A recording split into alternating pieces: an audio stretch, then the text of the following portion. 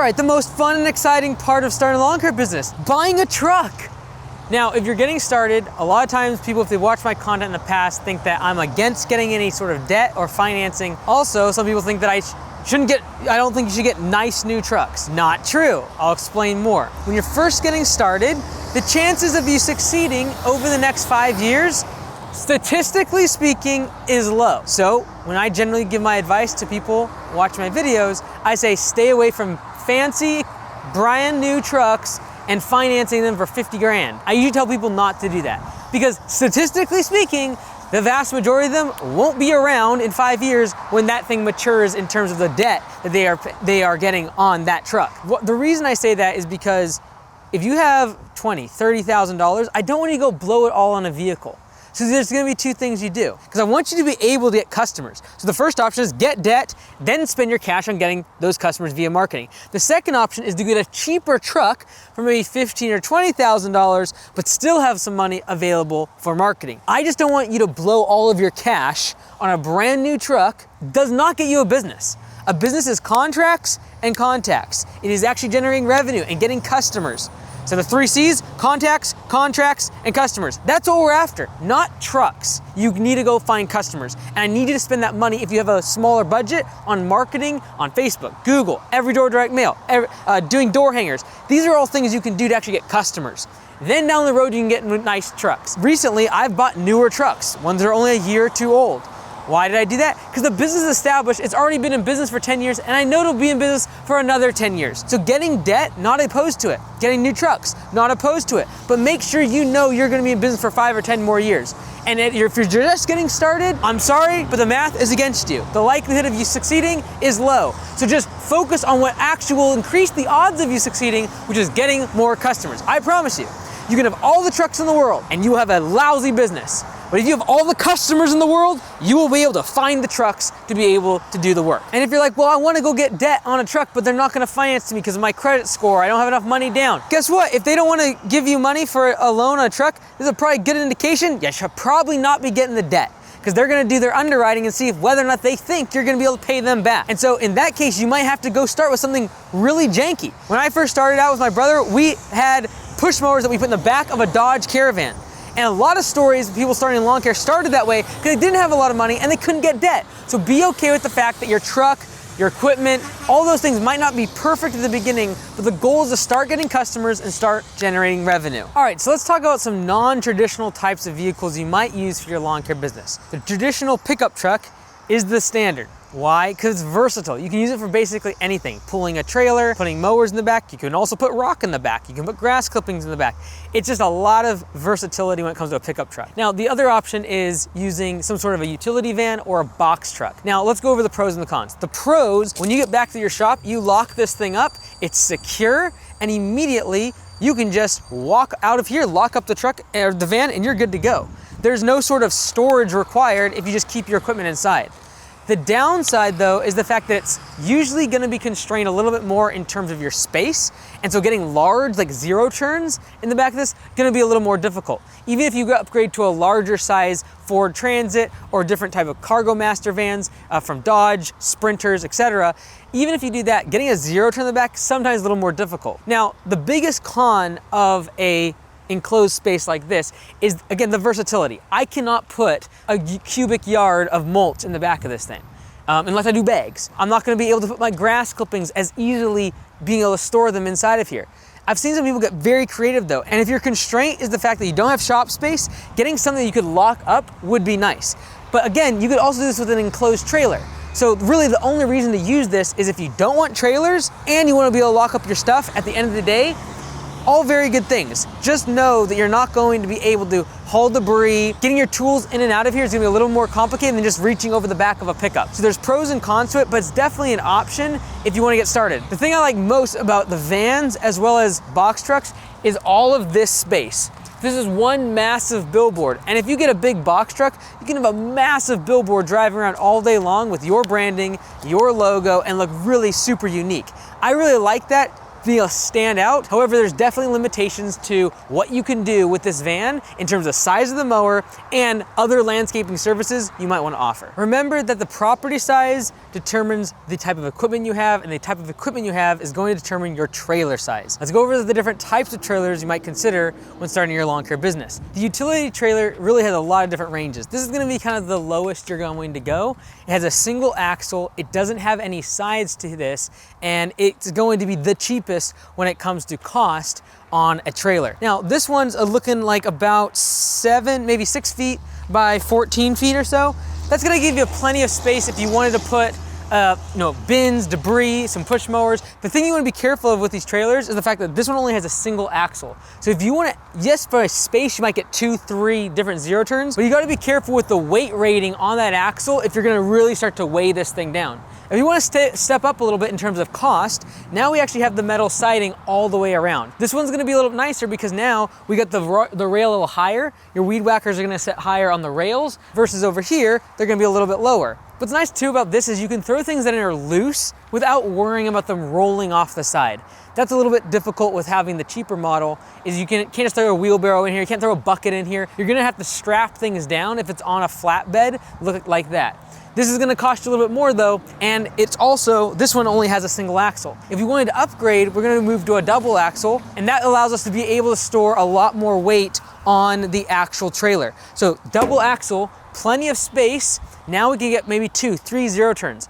But remember, why would I want 3 zero turns if I'm driving the truck by myself, or even having a crew of 2 people? Always be asking yourself, what's the asset utilization going to be when I'm on the truck and trailer? Am I gonna actually use all the pieces of equipment? This should be a determining factor when it comes to what type of trailer you buy. So we got several considerations. The axles, so how much weight is gonna actually be on the trailer, cost, how we're going to do our mounting racks in terms of blowers, weed whackers, etc., gas cans on the side, as well as if we want to use the trailer for something other than mowing. This trailer is gonna be much more versatile in terms of putting mulch in, soil, and other landscaping jobs that you might be doing in addition to your mowing. If you're doing large landscape projects or hauling a bunch of equipment around, having an equipment hauler trailer like this is gonna be super nice. If you're doing other landscaping projects that require a lot of material and you're dumping actual mulch, soil, gravel, having a dump trailer, also super handy. But for now, let's focus more on the mowing side and see if enclosed trailers are better than the utility trailer. An enclosed trailer is gonna cost you a little bit more than a utility trailer. The advantages are you can lock everything up at the end of the day and not worry about what's inside. Although, I'll be honest, a lot of times, this is pretty thin metal. If someone really wanted to get inside, they probably could. But it's gonna be, out of sight, out of mind. You don't have to get mowers in and out. You can leave stuff inside. Now, I like utility trailers for the fact that I'm able to get a trimmer off the side from outside of the trailer. In this case, I have to go inside the trailer, I have to get inside the rack, etc. On a utility trailer, I can just grab it right from here. What's also really nice about an enclosed trailer like this is I do have all this space to be able to do branding.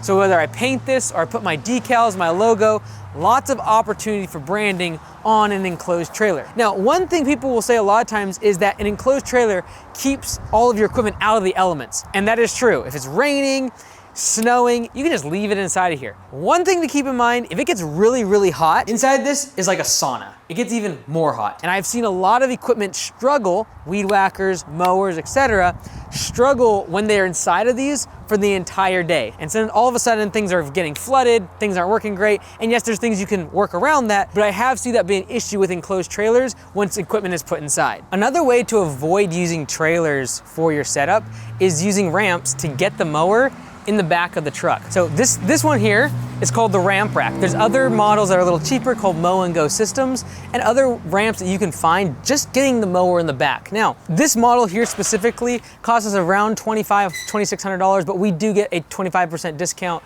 from Ramp Rack for Augusta Lawn Care. But usually these are gonna cost you somewhere between $2,000 and $5,000, whether it be from Mow and Go Systems, the Ramp Rack, or other people I've seen that have prefab things. Now, come around here, I'll show you actually inside.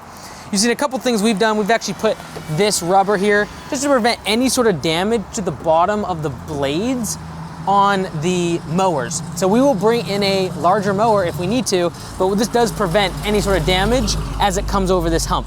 Now, if you have a truck that's lifted or anything like that, you'd probably need even a longer ramp to be able to get this thing in. This one specifically has this massive spring. It's a spring-loaded assist, which makes it really easy to just open this thing up, put it back down, very simple. Now, once you get up inside the truck, this is where your mower is gonna be sitting. And so one thing that kind of constrains you is simply the your deck width when it comes to your mower, because it's gotta fit inside of these if you're gonna bring the mower to the front of the trailer. I've seen people be able to get 2 massive mowers, the stand-ons, in the back of these trucks. Usually what they gotta do though is somehow modify this if they're gonna bring in a 52 or 60-inch mower in order to get that mower up front. But what you can do is have the deck sit behind the wheel wells and then the wheels sit back here. If you come around to this side, you can actually see that off the back of this truck, I have an extra about 2.5 to 3 feet before the end of this ramp rack, which gives me, I'm getting an extra 2-3 feet. I'm looking at 10-11 feet. That's a lot of space. Now, I really like this setup if you don't have to bag clippings. If you have to bag clippings, it makes it a little more complicated. So in our market, we have to bag clippings for 2 to 3 months out of the year during the spring rush. So usually what we will do is we will put all of our clippings up front, we will have our mowers in the back, a couple bins behind that, and then at the end of the day, the bins come off, the mowers come off, and then we can get rid of all the clippings. Generally, bagging clippings is just a horrible thing. But what's nice also is I have all my equipment relatively accessible from inside and outside of the cab. Now, all of these attachments are gonna be separate from Green Touch, TrailerAx.com. There's a whole bunch of other Equipment Defender. I don't really care where you get them, but what's nice about these is I can lock all of them up so no one can steal stuff, and it's all attached to the same rack. The nice thing about the ramp rack system is ultimately the fact that I don't need that trailer. However, it kind of marries the best of both worlds in terms of not having a trailer, but also having the access to my equipment that I would have if I had a utility trailer. Because obviously with a utility trailer, I can come up right to the equipment and grab stuff right off of the truck, or in that case, a trailer. In this case, I can grab all my tools very quickly, still from the outside of the truck. A lot of people ask why we put the blower and the weed whacker over on this side. It's because in really tight urban areas, we usually are parking on the right side of the road, which means over here on the sidewalk. I can get to my blower, I can get to my weed whacker, whereas the other tools I use less often, I'll go into the truck and access over there. That way, if there's traffic, no one's life is in jeopardy when we are walking and getting the equipment. We don't have to worry about that because we're on the sidewalk and then we're right off to the lawn. So if my mower's inside and I need to get a gas can, I need to get a tool, I need to get a weed whacker, blower, these are things that I can quickly access from this as if it was a utility trailer. So, pros and cons, bagging clippings, down. If you want massive mowers or you want 2 or 3 or 4 mowers and you want big jobs, like these big commercial job sites, boo. If you have smaller properties, smaller mowers, you don't have to bag clippings, and you want to be able to scale quickly without having to train all of your crew on backing up trailers and driving trailers around town, these ramp racks are a good deal. All right, that's all I got for today. If you want to learn how to make more money and get more customers, click this video here. It'll be great, and we'll see you on the next one.